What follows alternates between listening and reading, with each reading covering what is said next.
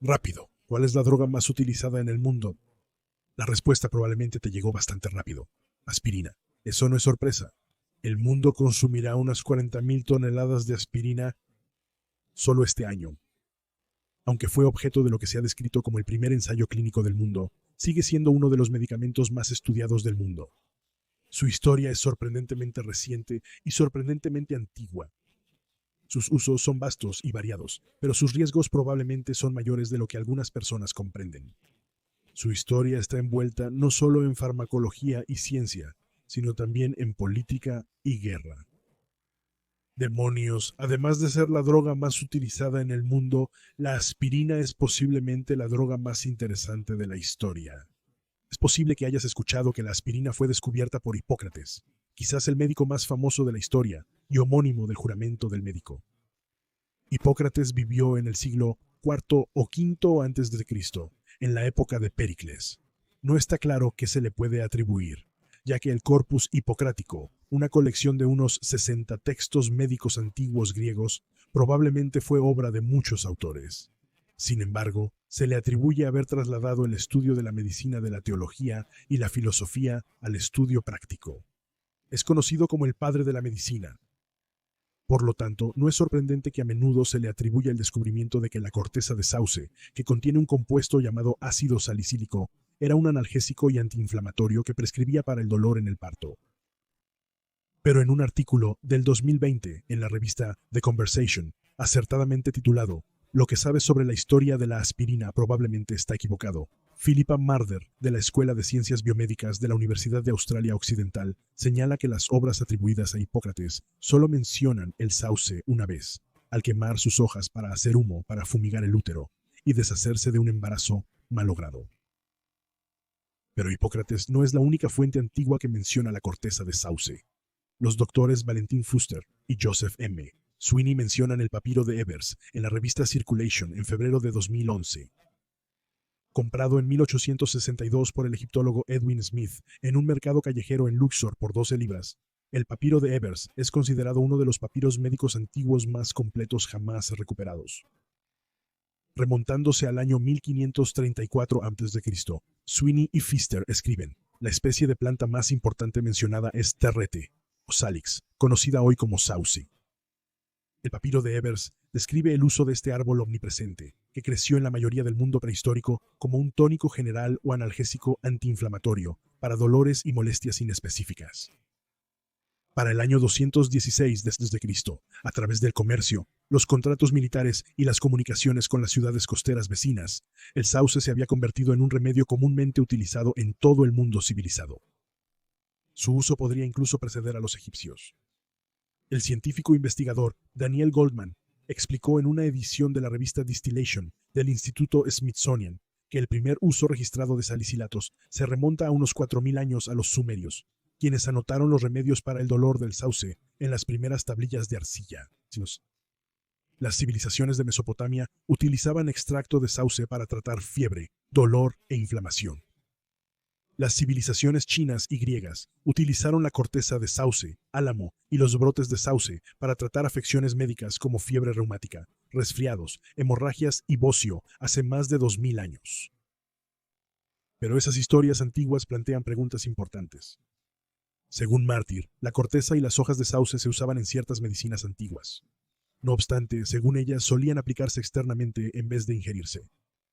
Los pesos y medidas antiguos en las recetas son confusos o inexistentes, lo que dificulta determinar si había suficiente salicina para hacer una diferencia. De hecho, el sauce que mencionó Hipócrates no posee suficiente concentración de ácido salicílico para ser efectivo. Para lograr la concentración necesaria, ya sea masticando la corteza o en un té de hierbas, la mezcla habría provocado malestar estomacal antes de poder aprovechar sus propiedades analgésicas y antiinflamatorias. Muchos remedios antiguos para la corteza de sauce parecen tener poco que ver con el ácido salicílico en su corteza. Por ejemplo, ella escribe que el médico romano Dioscórides sugirió frotar corteza de sauce quemada empapada en vinagre sobre callos y callosidades para eliminarlos. La salicina se emplea actualmente para tratar callos y verrugas, pero eso no implica que la receta de Dioscórides funcionara por la salicina, según ella escribe. El vinagre es acético y se dice que suaviza los callos por sí solo. Esto no implica que el ácido salicílico en la corteza de sauce no tuviera efecto, pero según ella, la historia antigua de la aspirina tiene muchas lagunas. La historia de la corteza de sauce es un buen ejemplo de cómo se construyen mitos alrededor de las medicinas antiguas, según ella. Estos mitos pueden ser más marketing que realidad. Ella escribe, la medicina moderna gusta de un árbol genealógico respetable. Mejora la reputación de los productos manufacturados actuales. Pero si la historia que has escuchado no es exactamente historia, ¿cuándo comienza la historia de la aspirina?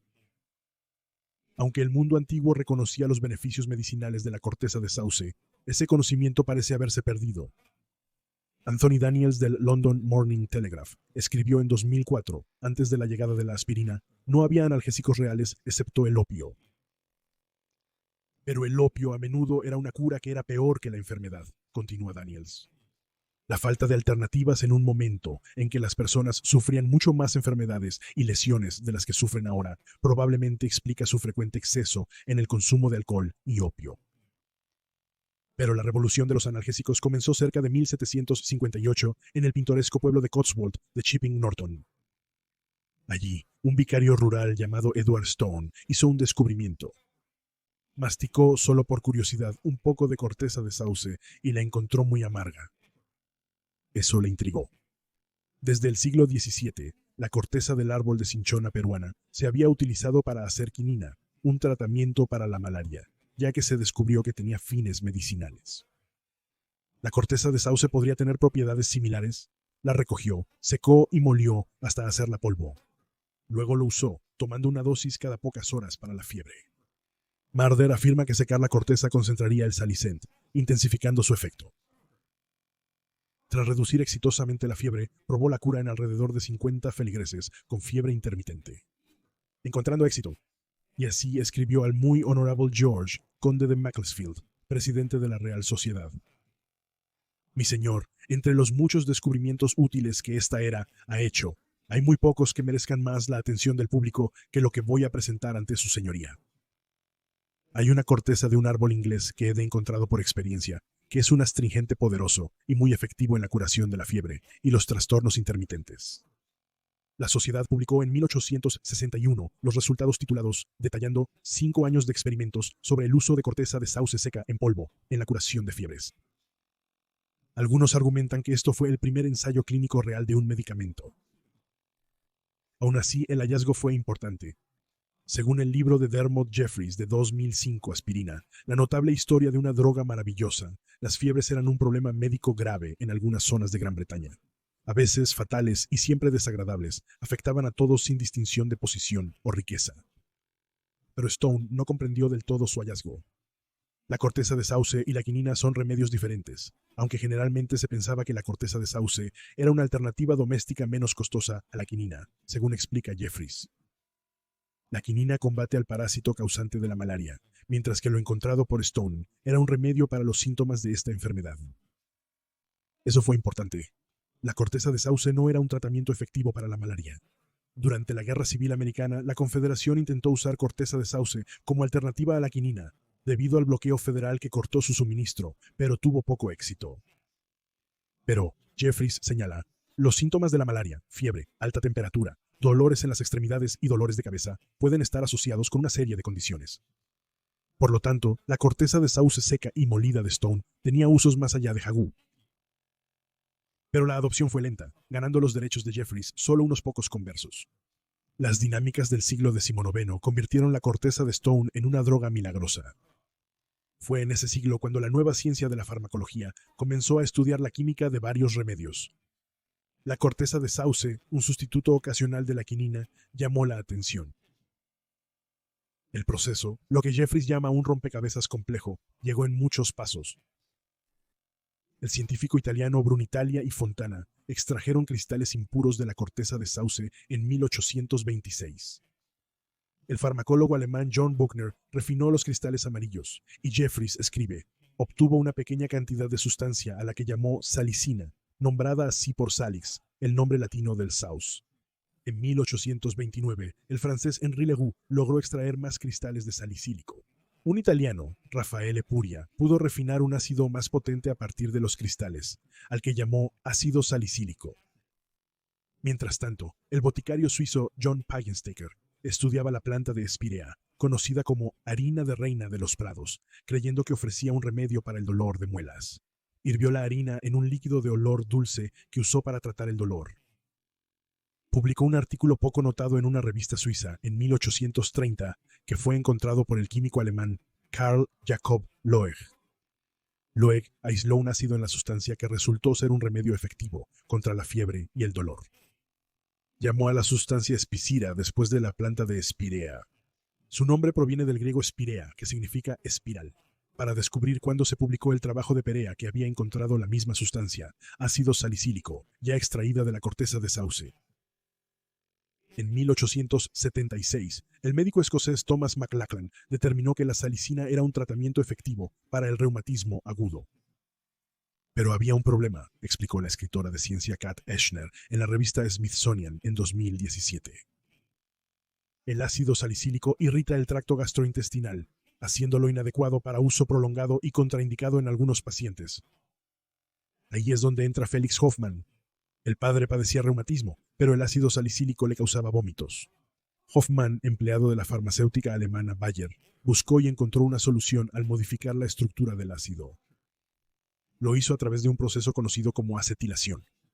Finalmente, el ácido acetilsalicílico no irritaba la digestión como lo hacía el ácido salicílico.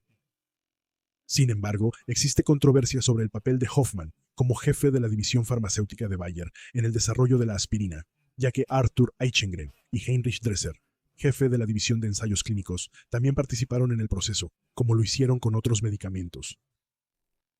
El autor de ciencia Gerald Clark escribe en el sitio web PharmaIQ en 2013, dado que el ácido existe como ácido acetilsalicílico, Hoffmann agregó una A de acetilo al frente de Spacira y se patentó como aspirina. Hubo dificultades con la patente, ya que el ácido salicílico ya había sido descubierto. Tras ser rechazada en Alemania, la aspirina fue patentada en Gran Bretaña y Estados Unidos. Ambas patentes fueron impugnadas y la británica fue anulada. Sin embargo, Bayer poseía el nombre de marca registrada aspirina, donde otros productos usaban el nombre ácido acetilsalicílico para el ácido acetilsalicílico. Bayer desarrolló una forma de píldora de un polvo blanco originalmente vendido a hospitales para 1900. A pesar de los desafíos de patentes, Bayer se esforzó en asociar la aspirina con su marca, usando su logo de cruz en los frascos y el nombre aspirina para el medicamento. Pero el control de Bayer fue en gran medida roto por la Gran Guerra, y la compañía fue cortada de sus mercados extranjeros. Gran Bretaña anuló la marca registrada de la aspirina de la compañía, que también produjo gas venenoso. Bayer mantuvo su propiedad en los Estados Unidos, y surgió un escándalo cuando planes de espionaje alemán se dejaron en un maletín en el metro de Nueva York, detallando un complot de Bayer para dominar el suministro de fenol usado para hacer aspirina y municiones. La idea era limitar las producciones de municiones estadounidenses que podrían venderse para ayudar a las potencias de la Entente. No hubo cargos legales, pero Bayer sufrió daño reputacional. Cuando América entró en la guerra, sus activos y marcas fueron confiscados y subastados. La compañía de productos Sterling obtuvo la marca registrada. Bayer no volvió a adquirir los derechos del nombre en los Estados Unidos hasta 1994. Pero el mundo no solo enfrentaba la guerra, sino la gran pandemia de 1918, una influenza que se asociaba con fiebres altas. En ese momento la dosis no era clara y los médicos, ante el riesgo de la fiebre, recetaban altas dosis de aspirina, lo que puede provocar edema pulmonar y hemorragias. Estos síntomas podrían haber sido ocultados por los de la gripe, y aunque se desconoce el alcance, se cree que el mal uso de la aspirina pudo haber contribuido significativamente a la mortalidad de la pandemia. Con el tiempo, la aspirina enfrentó una creciente competencia de alternativas como el ibuprofeno, descubierto en 1961, y el acetaminofén, que, aunque se sintetizó por primera vez en 1878, no obtuvo una aceptación generalizada hasta la década de los 50. A mediados del siglo XX, la aspirina era el analgésico más popular y uno de los fármacos más usados globalmente. Sorprendentemente, no estaba claro cómo funcionaba la aspirina.